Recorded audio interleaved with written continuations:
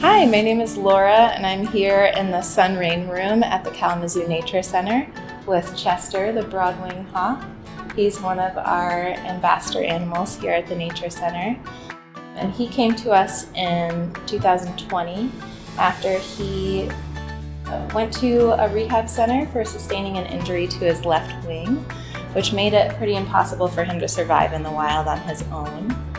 He participates in several educational programs here at the Nature Center, and he is a huge reason people come here to learn about and interact with local wildlife. And currently we are doing a crowdfunding event to raise some money for feeding and care for our birds here. And you would be able to find that and contribute at naturecenter.org, and we would really, really appreciate it.